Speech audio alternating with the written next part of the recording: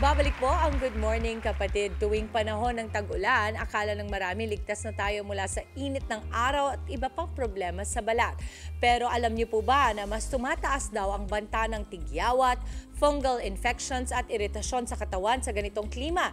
Yan po ang pag-uusapan natin kasama ang ating always fresh na never nagka-problem sa skin. Ang ating favorite resident morning doctor na si Doc Richard.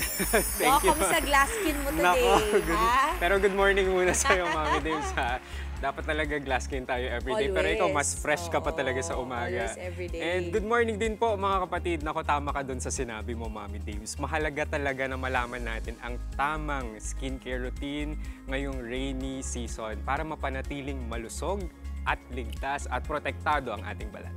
Oo, kasi 'di ba, yung skin kadalasan, Doc, yan ang unang nakikita, kaya source din yan ng insecurity, pagkawalan ng kumpiyansa or confidence. So that's really one of the things also na minsan kino-consider ng ating mga kapatid yan. Kasi minsan yung kalusugan nga hindi mo pa masyadong isipin, pero pag ikaw vain ka sa katawan mo, ay gagawin mo ng paraan yan, 'di ba? So pakinggan po natin ang mga pwede nating matutunan today sa health check.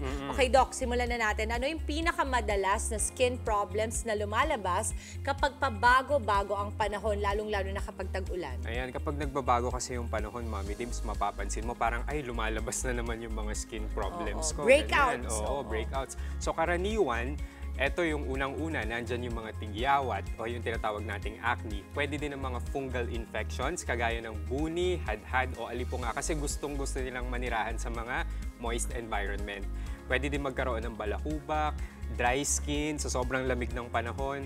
And mapapansin mo yung labi, nagiging chapped lips na siya. So parang nagbibitak-bitak na yan. Tapos lumalabas din, Mami Dims, madalas yung mga skin allergies. Ayun.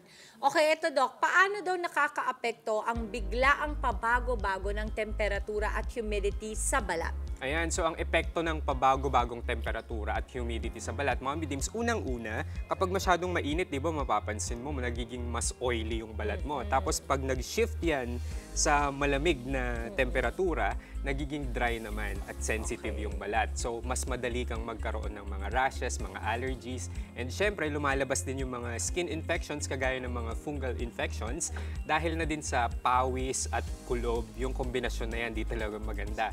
And syempre, humihina din yung ating skin barrier, Mami Dims. Grabe, ang daming kailangang isipin kapag Madami umuulan. talaga, No? oo. Pero kasi pag inisip mo rin, Doc, diba, pag sa bahay natin, pag umuulan dyan, lumalabas yung mga amag, mites, ganito. So because of moisture. Yes. And in the same way, when you think about it, our bodies also react sort of the same way also. Tama yan. Ito, Doc, meron bang mga particular na mga skin conditions na mas sumalala kapag tag-ulan?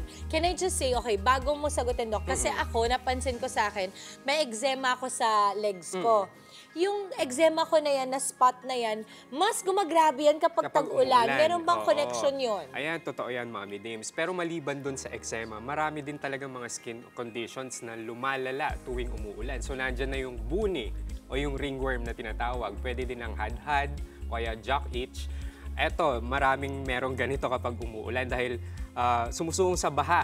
So, eto yung alipunga o kaya athlete's foot. Pwede din ang balakubak o kaya seborrheic dermatitis, tigyawat o acne, ang dami, no?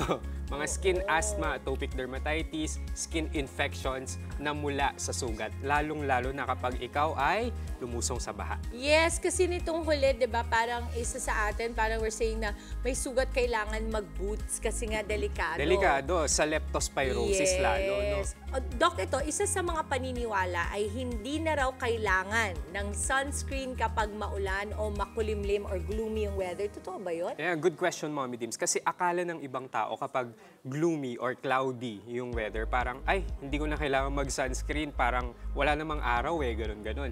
Mali po ito. Kahit makulimlim o kaya maulan, nakakapasok pa rin kasi yung tinatawag nating UV rays doon sa loob ng, kahit nasa loob ng office o kaya nasa loob ng bahay. So, naapektuhan pa rin tayo. And even those commuting, di ba? Mga nagko-commute, Yes, pati yung mga especially. nagda-drive. Oo. Kasi sabi nila, pag mayroon shade, di na daw kailangan. Pero tama, Doc. Ako talaga natutunan ko yan.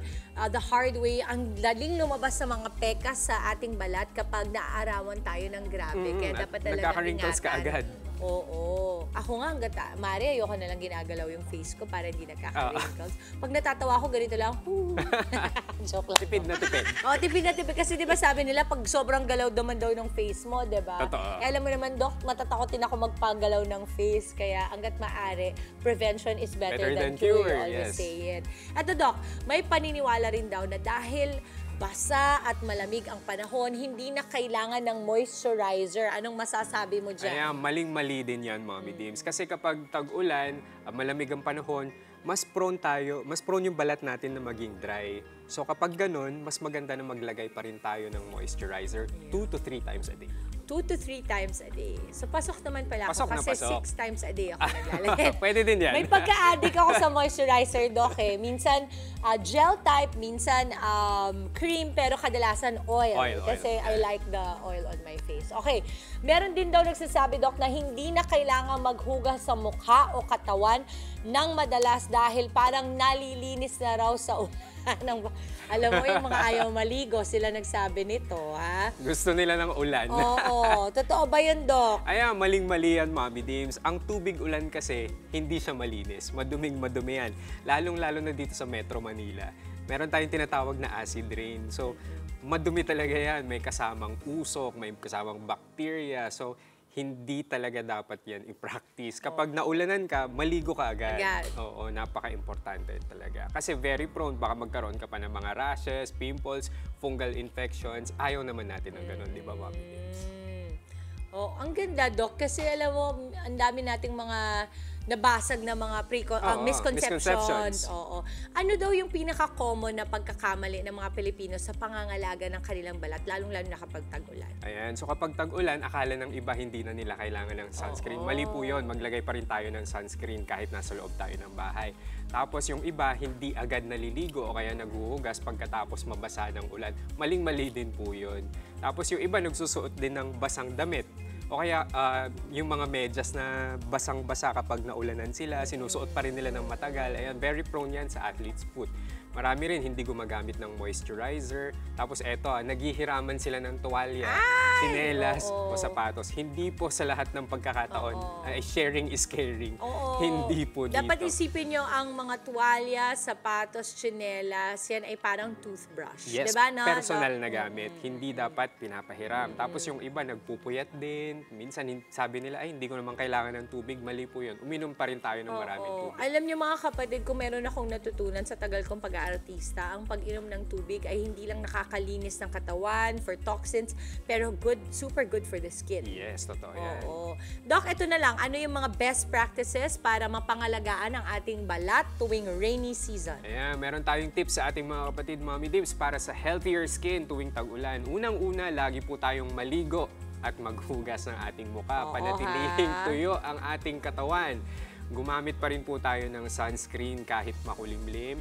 Iwasan po natin ang paghihiram ng gamit ng iba or ipahiram yung gamit natin. Huwag po ganon. Alagaan din po natin ang ating buhok at ani. Doc, social media accounts. Eto na naman. Dito tayo. Pagpapakit natin. Pagpapakit na naman natin sa Facebook, Instagram, and TikTok, Doc Richard Gadiaza. Amazing. Doc, maraming salamat. I always enjoy talaga our health check. Lalong-lalo na kapag ang pinag-uusapan natin ay ang mga matters na everyday pinagdadaanan ng ating mga kapatid. Nakaka-relate talaga ang lahat. Doc, maraming salamat. Dr. Richard Gadiaza, our very own. Abangan pa namin ang iba pang mga healthcare tips mula sa iyo. Mga kapatid, Dimples Romana po, maging maalam at may pakialam sa mga napapanahong issue at headlines. Mag-follow na po at subscribe na sa social media pages ng News 5.